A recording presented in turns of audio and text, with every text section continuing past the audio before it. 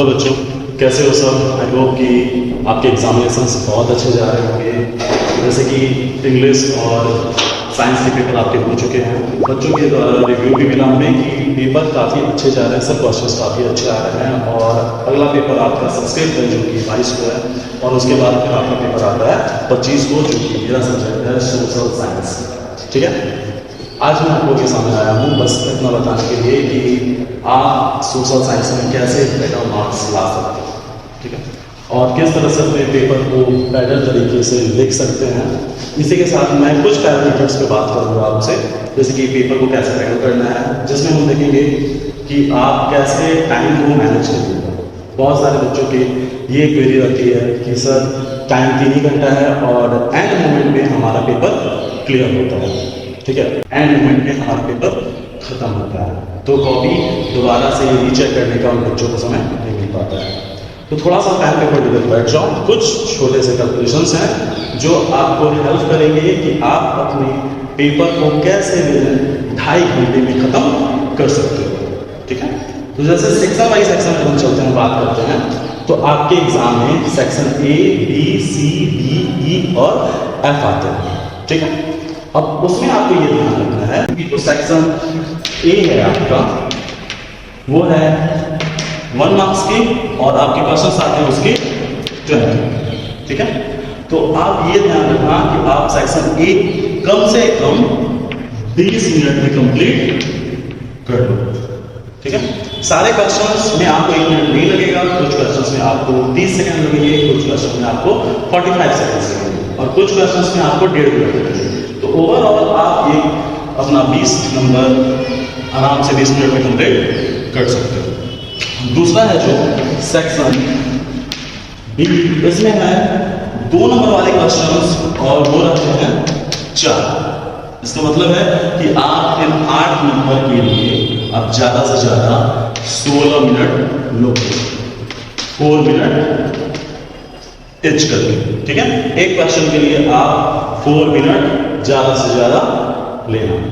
उसके बाद में इसमें ध्यान देने वाली बात यह है कि आप सेक्शन बी में आपको जो भी 2 नंबर के आंसर्स लिखोगे वो आपको 40 वर्ड्स में लिखना है, मैक्सिमम 40 वर्ड्स। ये सीबीएसई ने क्लियर कर दिया है।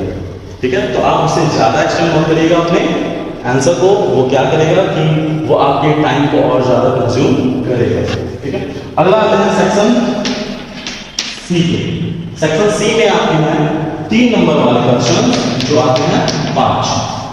ठीक है, 3 नंबर वाले क्वेश्चन है जो कि आएंगे आपके 5। ठीक है, और इनको आप आराम से आप कर सकते हो 30 मिनट्स में। ठीक है, 40 मिनट्स में इसमें आप एक क्वेश्चन के लिए ज़्यादा से ज़्यादा ले सकते हो 6 मिनट। ठीक है, तो ओवरऑल आपको इस तरह से सारे क्वेश्चंस अटेम्प्ट करने हैं टाइम के साथ में, तब जाकर के लास्ट में आपकी टाइमिंग कुछ बचेगी। तो 3 नंबर वाले क्वेश्चंस हो गए। अब 4 नंबर वाले पे आते हैं सेक्शन बी, जो कि 5 नंबर वाले क्वेश्चंस आएंगे आपके 4, और इसमें आप 10 मिनट इच क्वेश्चन करके आप लीजिए। ठीक है, 10 क्वेश्चन 10 मिनट करके इच क्वेश्चन आप लीजिएगा, जिसमें आपका हो जाएगा टोटल 40 मिनट्स। ठीक है, अब बात करते हैं 5 नंबर वाले क्वेश्चन हो चुके हैं। अब आता है केस स्टडी, जो कि आएगा आपका सेक्शन ई, जो कि 3 क्वेश्चंस रहेंगे 4-4 नंबर के। ठीक है, 4-4 नंबर के आपके 3 क्वेश्चंस रहेंगे, और इन तीनों क्वेश्चंस को करने के लिए आप एक केस स्टडी को करने के लिए आप ज़्यादा से ज़्यादा 15 मिनट लीजिएगा। इसका मतलब हो जाएगा कि 45 मिनट्स आप ज़्यादा से ज़्यादा सेक्शन ई के लिए रख सकते हैं, क्योंकि पैराग्राफ्स है तो आप ध्यान से पढ़िएगा और उनके आंसर्स उसी में होते हैं। कुछ आपके थिंकिंग बेसिस पे होंगे, कुछ आपके साइकोलॉजिकल बेसिस पे होंगे कि आप कैसे उस टॉपिक को समझते हो। ठीक है, और कैसे उनको टैकल करते हो। एंड लास्ट लीस्ट आपका आएगा सेक्शन एफ, जो कि 5 क्वेश्चन रहेंगे, वो भी मैथ पर, 2 आपके हिस्ट्री से और 3 आपके ज्योग्राफी से। ठीक है, ये पूरा फॉर्मेट हो गया। और जब आप इस फॉर्मेट में आप पूरा का पेपर सॉल्व करते हो, तो फिर भी आपके जो पेपर हैं वो कंप्लीट हो जाएंगे 2 घंटे और 2 hours 46 मिनट्स में। ठीक है, ये पूरा का पूरा पेपर आपका 2 घंटे और 36 मिनट में कंप्लीट हो जाएगा। आपके हाथ में फिर भी 24 मिनट्स बचते हैं अपनी कॉपी को दोबारा से रीचेक करने के लिए। क्लियर है? अब देखो, अब ये फॉर्मेट हो गया, आप कैसे टाइम को उसमें मैनेज करोगे। ठीक है, ज़्यादा से ज़्यादा आप कितना लिख सकते हो। जैसे कि सेक्शन बी के लिए आप ज़्यादा से ज़्यादा 40 वर्ड्स लिखो, उससे ज़्यादा नहीं। सेक्शन सी के लिए आप 60 वर्ड यूज करना और सेक्शन डी के लिए आप यूज करना 120 वर्ड्स। ठीक है, अगर लाइंस में बोले तो सेक्शन बी के लिए आप ज्यादा से ज्यादा 4 लाइन लिखना। ठीक है, सेक्शन सी के लिए आप लिख लेना 8 लाइन। ठीक है, और सेक्शन डी के लिए आप 1 पेज पूरा करना, जितने में पूरा का पूरा आपका पेपर क्लियर हो जाएगा, खत्म हो जाएगा विद इन टाइम। अब बात कर लिया हमने टाइम टेबल का, तो अब आगे आते हैं थोड़ा सा साइकोलॉजी डिस्कस कर लेते हैं। ठीक है, इस साइकोलॉजी में हम डिस्कस करते हैं कि आप ये जो सोच रहे हैं कि आपका कॉपी कहाँ जाएगा चेक होने के लिए, तो ऐसी कोई बात नहीं है। आपकी कॉपी आपके डिस्ट्रिक्ट में ही रहेगी और डिस्ट्रिक्ट लेवल पे ही वो कॉपियाँ चेक होंगी। ठीक, अब क्या होता है कि बच्चे ये सोचते हैं कि हमारी जो कॉपी चेक हो रही है वो कॉपी चेकर है कैसा। तो यूजुअली वो कोई नहीं होते हैं, वो टीचर ही होते हैं जो इसी डिस्ट्रिक्ट के रहते हैं, जो कुछ बुलाए जाते हैं बाहर से उन कॉपियों को चेक करने के लिए। और उनकी जो साइकोलॉजी है वो ये रहती है कि वो कॉपियाँ देखते हैं बच्चों की हैंडराइटिंग के बेसिस पे, उनमें लिखे हुए कंटेंट के बेसिस पे। देखो, बात सिंपल सा है कि अगर कोई आदमी दिन के 10, 15, 20 कॉपीज चेक कर रहा है तो वो हर कॉपी को उतने ही इफिशियंसी से पढ़े, ये पॉसिबल नहीं है। तो वो ध्यान रखते हैं बच्चे ने कौन से कंटेंट उसमें डाले हैं, बच्चे ने पॉइंट वाइज लिखा है या नहीं। तो ये उनकी साइकोलॉजी होती है। अगर शुरू में ही उनको गलत आंसर्स मिलने लगते हैं तो उनकी जो मार्क्स देने की जो कैपेबिलिटी होती है वो धीरे धीरे कम होती चली जाती है। वो बस आंसर को पढ़ते हैं और काटना शुरू करते हैं। तो मेक श्योर कर लेना आपकी हैंडराइटिंग साफ हो, क्लियर हो। ठीक है, और आप बेस्ट तरीके से अपने आंसर को रिप्रेजेंट करो उस कॉपी में। ठीक है, दूसरी चीज बच्चों में ये हमेशा डाउट रहती है कि वो किस तरीके से और कौन से क्वेश्चन पहले करें। ठीक है, तो मेरा ये सजेशन है कि जब आप स्टार्टिंग में अपने एग्जामिनेशन हॉल में जाते हैं और आपको पेपर मिलता है, ठीक है, तो आप सबसे पहले सीक्वेंस वाइज सॉल्व करना शुरू करते हो। पहले आप सेक्शन ए करते हो, बी करते हो, सी करते हो, डी करते हो, ई करते हो। और यहाँ पर एक मेजर मिस्टेक सारे बच्चे कर देते हैं कि वो सेक्शन ई को लास्ट में करते हैं। ठीक है, यहाँ पर सेक्शन ई बहुत ज़्यादा टाइम कंज्यूमिंग है, तो बच्चे अपने अधिकतर टाइम इन सारे सेक्शन में वेस्ट करते हैं। ठीक है, और लास्ट में आते आते वो उस पैराग्राफ को अच्छे से पढ़ नहीं पाते हैं, जिससे ये होता है कि वो अक्सर उन पैराग्राफ्स में ही छुपे हुए आंसर्स अपने आंसर सीट पे गलत लिख करके आते हैं। तो इससे आपको बचना है। तो मेरा ये पर्सनल सजेशन रहेगा कि आप जैसे एग्जाम हो, आपके पास कॉपी मिले तो आप सबसे पहले सेक्शन ई को पढ़ो, क्योंकि आप समय आपका दिमाग बिल्कुल फ्रेश रहेगा। ठीक है, तो उन पैराग्राफ्स को पढ़ोगे, पढ़ने के बाद आप एग्जैक्ट आंसर उसमें से निकालोगे, और जैसे ही आप आंसर निकालते हो और लिखना शुरू करते हो तो वो आपके उस पेपर में आपका कॉन्फिडेंस बूस्ट करने में काफ़ी हेल्प करता है। ठीक है, तो मेरा पर्सनल सजेशन है कि आप सबसे पहले कर लो सेक्शन ई। तो ये 12 नंबर जो आपके आ रहे हैं इस सेक्शन से, वो कम से कम नहीं तो आप 10 से 11 नंबर श्योरली सिक्योर कर लो।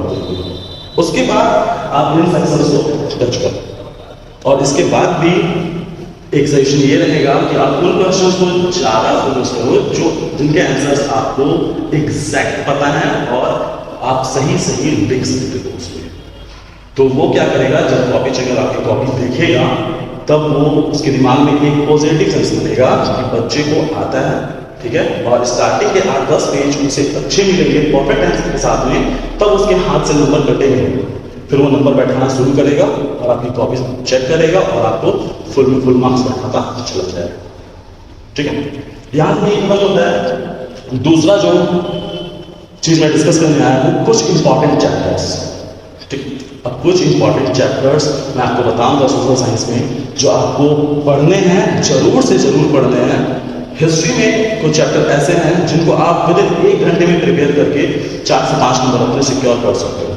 ठीक है, उसी तरीके से इकोनॉमिक्स में एक चैप्टर है जिसको आप 1 से 2 घंटे में पढ़ करके आप पूरा 4 से 5 नंबर सिक्योर कर सकते हो बिना किसी मिस्टेक के। ठीक है, तो उन चैप्टर्स को मैं बताने जा रहा हूँ, ध्यान से सुनना, कॉपी और पेन पास में लेकर के बैठो। ठीक है, ये वीडियो बहुत हेल्प करेगी आपकी। ओके चलो अब देखते हैं कुछ इंपॉर्टेंट चैप्टर्स देख लेते हैं, ठीक है, कि कुछ इंपॉर्टेंट चैप्टर्स कौन कौन से हैं, ठीक, और उन्हें कैसे पढ़ना है। जैसे कि पहले आते हैं हम लोग हिस्ट्री में, ठीक, तो हिस्ट्री में आपको 4 चैप्टर पढ़ने हैं। पहला है नेशनलिज्म इन यूरोप हो गया आपका, ठीक है, दूसरा है आपका नेशनलिज्म इन इंडिया हो गया, तीसरा है आपका the making of a global world, और चौथा है आपका print culture and modern world, ठीक है। अब ये जो चारों चैप्टर्स हैं उनमें से आप एक चैप्टर थर्ड जो है the making of a global world, उसमें सिर्फ सब टॉपिक आपको 1.1, 1.2 और 1.3 पढ़ना है, ठीक है, जो कि मुश्किल से 3 से 4 पेजेस में खत्म है और उससे कंटिन्यूसली 3 से 4 क्वेश्चन पूछे जाते हैं। तो एक तरफ तो जहां आप 10 से 12 पेज के एक चैप्टर पढ़ो और 4 से 5 नंबर अपने सिक्योर करो, वहीं पर दूसरी तरफ आप 2 से 3 पेज वाले चैप्टर्स पढ़ो और अपने 3 से 4 नंबर सिक्योर करो, ठीक है। तो ये ऐसे ऐसे चैप्टर्स हैं जो डेफिनेटली आपके मार्क्स को इंक्रीज करेंगे। चलो इसी तरीके से हिस्ट्री में जैसे अगर एक टॉपिक उठाते हैं और एक चैप्टर उठाते हैं प्रिंट आर्ट एंड कल्चर, ठीक है, तो उसमें मान के चलते हैं अगर बाइबल को लेकर के क्वेश्चन आते हैं, ठीक है, तो मैंने आप सबको यहाँ वेक्टर्स करोड़ के बच्चों को मैंने बहुत अच्छे से बताया है कि आंसर सारे बच्चे को देंगे, बट आप क्या एक्स्ट्रा उसमें डालते हो वो आपकी कॉपी को और भी ज़्यादा इफेक्टिव बनाएगा, ठीक है, कॉपी चेक करिए और उसके हाथ से नंबर स्लिप करिए कि वो आपका नंबर बैक खाता चले जाए, ठीक है। जैसे कि बुक इसमें दिया हुआ है बाइबल वाला पार्ट, ठीक है, अब बाइबल वाले इस पार्ट को आप ये ध्यान देना, ठीक है, कि सारे बच्चे जानते हैं, जो बुक में जो बंडल्स दिए हुए हैं वो सारे बच्चे ये जानते हैं कि बुक में क्या दिया हुआ है, कैसे दिया हुआ है। जैसे बाइबल को उठाते हैं तो बुक में दिया हुआ है 180 कॉपीज के बारे में जिक्र किया गया है, ठीक है, ओके, ये बच्चे सारे बच्चे अपने आंसर की वोट करेंगे 180, लेकिन हमारे वेक्टर्स के बच्चे हमारे बोर्ड के बच्चे, ठीक है, वो क्या आंसर करेंगे कि 180 कॉपी में से, ठीक है, 45 कॉपीज जो थे वो बैलेंस में लिखी गई थी और 135 कॉपीज पेपर पे लिखे गए थे, और ये आई कैचिंग। और जब भी आप अपने आंसर में ऐसे कोड मेंशन करो, ऐसे लाइंस मेंशन करो, डिटेल्स मेंशन करो, तो उसे अंडरलाइन करना मत भूलना, ठीक है, क्योंकि जो कॉपी आपका चेक करेगा वो ये जरूर देखेगा कि आपने कौन कौन से पॉइंट उसमें इंक्लूड किए हैं जो कि आपके नंबर इंक्रीज करने में आपकी हेल्प करेंगे, ठीक है। उसी तरीके से अगला जो आपका सब्जेक्ट है, जैसे कि सिविक्स ले लेते हैं, तो सिविक्स में आपको 5 चैप्टर्स पढ़ना है, ठीक है। अब इन 5 चैप्टर में एक एक करके मैं बताता हूँ उसमें क्या इंपॉर्टेंट है, क्या नहीं, क्या पढ़ सकते हो, क्या स्किप कर सकते हो आप इजिली, ठीक है, जो कम समय में, जो कम टाइम में आपके मार्क्स इंक्रीज करने में आपकी हेल्प करेंगे। जैसे कि पावर शेयरिंग, ठीक, पहला चैप्टर है आपका पावर शेयरिंग, उसमें आप वर्टिकल पढ़ो अच्छे से, हॉरिजॉन्टल पढ़ो अच्छे से, ठीक है। उसके बाद फॉर्म ऑफ पावर शेयरिंग पढ़ लेना अच्छे से, ये topic form of power sharing पढ़ लेना। दूसरा जो चैप्टर आता है वो है फेडरलिज्म, ठीक है, तो फेडरलिज्म में आप कुछ टॉपिक नोट कर लो, ठीक है, इसमें फेडरलिज्म प्रैक्टिस इन इंडिया वो ध्यान से देख लेना, ठीक है। उसके बाद आप देख सकते हो फंक्शंस ऑफ फेडरल गवर्नमेंट पढ़ लो, ठीक है। ये सारे ऐसे टॉपिक्स हैं जिनको आप कवर अप करते हो तो आपका पूरा का पूरा जो चैप्टर है वो इजीली कवर हो जाएगा और जो भी क्वेश्चंस आएंगे वो आप इजीली उसमें टैकल कर सकते हो। तीसरा चैप्टर लेते हैं जेंडर, रिलीजन एंड कास्ट। ये इंपॉर्टेंट है, जेंडर, रिलीजन एंड कास्ट, क्योंकि इसमें इतने सारे ग्लॉसरी दिए हुए हैं, इतने सारे वर्ड्स दिए हुए हैं, ठीक है, मोबिलिटी हो गया, सॉरी ऑक्यूपेशनल मोबिलिटी हो गया, ये सारे वर्ड्स दिए हुए हैं, ठीक है, आपके फेमिनिज्म हो गया, और इन वर्ड्स को यूपीएससी डेफिनेटली 2 नंबर वगैरह में पूछता है, ठीक है, कि define this term, define this word ऐसे करके, और ये सारे ग्लॉसरी के वर्ड्स अच्छे खासे आपके 2 नंबर से क्या कर सकते हैं, ठीक है, आप ये ध्यान रखना। उसके बाद आप इसमें देख सकते हो 2 topic, caste in politics and politics in caste, ठीक है, तो आप जेंडर, रिलीजन एंड कास्ट में ग्लॉसरी पे ध्यान देना, caste in politics and politics in caste वाले टॉपिक को अच्छे से कवर अप करना। जो अगला चैप्टर है आपका वो है पॉलिटिकल पार्टीज, ठीक है, तो पॉलिटिकल पार्टीज में केवल आप 4 पॉइंट पढ़ करके जाने एग्जाम में, और बुक से, वो भी एनसीईआरटी के बुक से बहुत अच्छे से प्रिपेयर करना।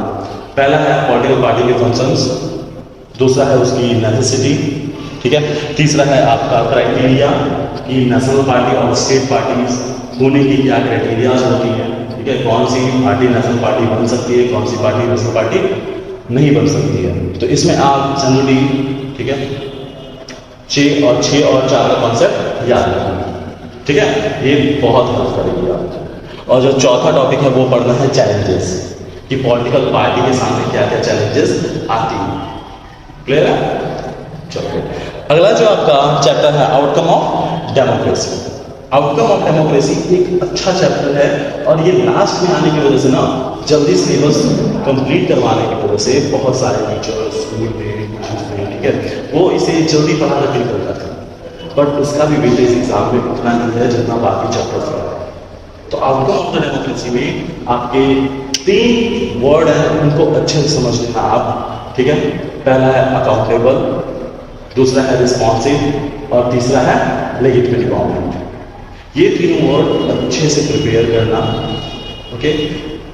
उसके बाद आप ये देखना कि कैसे how democracy is the best form of the government. तो 5 पॉइंट्स में आपके बुक में ही इसके आंसर दिए हुए हैं, वो आप अच्छे से चेक कर लेना। उसके बाद अगर फिर भी कोई डाउट आती है, मैं आपको यही मिलूंगा वेक्टर्स में, तो भागा रोड पे आप जब भी आ सकते हैं, ठीक है, मुझसे पढ़ने के लिए विदाउट हेजिटेशन आप आ जाइए अपने डाउट्स क्लियर के लिए और एग्जाम में बेस्ट कर जाइए, ओके।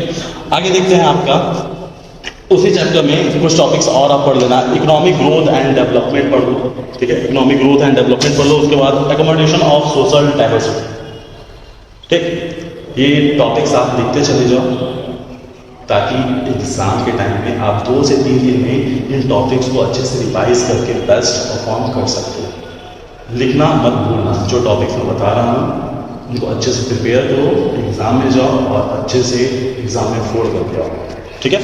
अगला आता है आपका इकोनॉमिक्स, 4 चैप्टर्स, सिर्फ 4 चैप्टर्स, फिर भी बच्चों की इकोनॉमिक्स कंप्लीट नहीं होती, ठीक है। पहला जो चैप्टर है वो है डेवलपमेंट। आप थोड़ा सा डेवलपमेंट को लाइटली लीजिए, कोई दिक्कत नहीं है, क्वेश्चंस नहीं छूटेंगे आपके, लेकिन बाकी के बचे 3 चैप्टर्स वो इंपॉर्टेंट आ जाते हैं। जैसे कि sectors of the Indian economy आप पढ़ो, अच्छे से पढ़ो, ठीक है, पूरा चैप्टर पढ़ो उसको। अगला आता है आपका मनी एंड क्रेडिट, इंपॉर्टेंट है। जितने टेबल वाले क्वेश्चंस होंगे, डायग्राम वाले होंगे, आपके कुछ डेटास वाले होंगे, वो आएंगे मनी एंड क्रेडिट से, तो आप उसको स्किप मत करना। And the last chapter globalisation, इसे सीबीएसई ने पूरे चैप्टर को पढ़ने से मना किया है, केवल 2 टॉपिक आपको पढ़ना है इसमें और गेम चेंजर है। और जो ये सब्जेक्ट में ये जो चैप्टर है वो गेम चेंजर है। आपको सिर्फ 2 टॉपिक पढ़ने हैं, globalisation and factors that enable globalisation, ठीक है। अब इसमें आपको ये देखना है कि आप केवल 2 टॉपिक पढ़ करके अच्छा खासा 4 से 5 नंबर सिक्योर कर सकते हो। कभी कभी 6 नंबर तक के क्वेश्चन पूछे जाते हैं इस टॉपिक से, globalisation and factors that enable globalisation. ये तो आप मेक श्योर करना कि आप इस चैप्टर को, ग्लोबलाइजेशन को बहुत अच्छे से प्रिपेयर करके जाओ। देखो सीबीएसई जो है ना वो डायरेक्ट क्वेश्चंस नहीं पूछेगी, ठीक है, फैक्टर्स दैट इनेबल ग्लोबलाइजेशन से वो क्वेश्चंस को घुमाएंगे, ठीक है, वो क्वेश्चंस को इस तरीके से आपके पास रिप्रेजेंट करेंगे कि आप कंफ्यूज हो जाओगे कि ये क्वेश्चन उसी टॉपिक से है या उस टॉपिक के बाहर है, ठीक है। तब आप क्या कर सकते हो, उसमें आपके पास जितनी अच्छी डीप नॉलेज होगी, जितना आपने ब्रॉडली सोचा है उस टॉपिक के बारे में, जैसे कि मैंने आपको सोचने पे मजबूर किया था क्लास में, मैंने आपसे क्वेश्चंस पूछे थे, आपने जितने बेटर तरीके से उसको समझा था बियॉन्ड योर बुक्स, ठीक है, मैंने कैसे आपको एलपीजी रिफॉर्म्स पढ़ाए थे, ठीक है, उसमें आपको लिबरलाइजेशन समझाया था, ग्लोबलाइजेशन समझाया था, ठीक है, और प्राइवेटाइजेशन समझाया था, कैसे मैंने आपको प्राइवेट सेक्टर और पब्लिक सेक्टर को समझाया था, ठीक है। तो वो ग्लोबलाइजेशन में बहुत हेल्प करेगा। तो आप नोट्स देखिए, बुक्स देखिए और मेरे क्लासेस में आपने जो सुना है वो आपके लिए मोर देन इनफ है, ठीक है, इस टॉपिक को डील करने के लिए, पूरे टॉपिक्स को डील करने के लिए। एंड लास्ट आता है आपका ज्योग्राफी, ठीक है। देखो सभी सब्जेक्ट का वेटेज 20 नंबर की हिस्ट्री, 20 नंबर की सिविक्स, 20 नंबर के इकोनॉमिक्स एंड 20 नंबर के ज्योग्राफी। जबकि हिस्ट्री में 2 नंबर के मैथ वर्क आएंगे और ज्योग्राफी में 3 नंबर के मैथ वर्क आएंगे। ठीक है, लेकिन इकोनॉमिक्स और सिविक्स आपके 20 मार्क्स के सब्जेक्टिव भी आने वाले हैं, जिसको आपको लिखना पड़ेगा ही पड़ेगा। ठीक है, इसमें मैथ वाला कॉन्सेप्ट नहीं है आपका। तो ज्योग्राफी में आपके 6 चैप्टर हो जाएंगे, चैप्टर 1, 2, 3, 4, 5 एंड 6। ठीक है, तो इसमें से आप मेजरली 2 चैप्टर जैसे मैथ वर्क आएंगे, अक्सर आते हैं, आप पढ़ना मिनरल एंड एनर्जी रिसोर्सेज, और दूसरा है मैन्युफैक्चरिंग इंडस्ट्रीज। ये 2 चैप्टर्स, ठीक है, इन 2 चैप्टर से मैथ वर्क आएंगे। आप इनको मैथ वर्क के पॉइंट ऑफ व्यू से प्रिपेयर करिए, ज़्यादा बेस्ट होगा, क्योंकि 3 नंबर के मैथ वर्क आएंगे। ठीक है, दूसरा जो 2 चैप्टर्स मैं आपको रिकमेंड कर रहा हूँ वो है forest and wild life resources, and दूसरा है एग्रीकल्चर। यानी कि ज्योग्राफी में अगर टाइम कम है आपके पास में, आप ये 4 चैप्टर प्रिपेयर करिए। 70 मार्क्स में से 40 मार्क्स की गारंटी नहीं होता इन 4 चैप्टर से। ये 4 चैप्टर से क्वेश्चन आएंगे नहीं आएंगे, बस सीबीएसई कर क्या सकता है, तो वो इन क्वेश्चंस को, ठीक है, अलग तरीके से आपके पास रिप्रेजेंट करेगा, बस। ओके, आई होप कि आपको पूरा समझ में आया होगा एसएसटी की ये 4 सब्जेक्ट में से सारे कितने चैप्टर्स और कहाँ से पढ़ने हैं आपने अच्छे से देखा होगा, समझा होगा और लिखा होगा। ठीक है, आशा करता हूँ कि आप एग्ज़ाम में बेस्ट करके आओगे। ठीक है, आपके साइंस और इंग्लिश के पेपर काफ़ी अच्छे गए हैं, बच्चों ने रिव्यू दिया है अपना, और एसएस में भी आप उतना ही बेहतर करोगे। क्लियर है? चलो ठीक है, अच्छे से फिर से नहीं समझ में आता है, फिर से वीडियो देखो, फिर से समझो, फिर से पॉइंट आउट करो, और ये टाइम भी जो मैंने आपको बताया है, इस तरह से आपका शेड्यूल जो रहेगा, आप क्वेश्चन को कैसे टैकल करते हो, वो डेफिनेटली आपकी हेल्प करेगा। एंड डोंट फॉरगेट, अगर स्टार्ट करते हो आप अपने पेपर को, तो यहाँ पर स्टार्ट करो सेक्शन ई से, जिसके लिए आपके पास 45 मिनट्स दिए गए हैं। इसमें क्या करोगे आप, इन 45 मिनट्स में से आप नहीं भी तो आप कोशिश करिए 35 to 40 मिनट में इसको कंप्लीट कर लें, तब जाकर के आपके पास में 45 मिनट 40 मिनट एक्स्ट्रा बचेंगे कॉपी दोबारा से चेक करेंगे। ठीक है, आप कॉपी चेक करोगे, आपको पता निकलेगा। आप उन चीज़ों को अंडरलाइन करना मत भूलिएगा, जो चीज़ आपको लग रहा है कि आपने बाकियों से बेहतर उस कॉपी में, ठीक है, तो उन चीज़ों को अंडरलाइन करिए, बात करिए, ताकि जब कोई आपका कॉपी चेक करे तो इसके सामने ये कि बच्चे ने इसमें कॉन्टेक्ट करेगा और बच्चे को आता है, बच्चे के पास पूरा नॉलेज है टॉपिक को लेकर के, सब्जेक्ट को लेकर के, टॉपिक चेक कर खुश होगा और वो आपके मार्क्स में।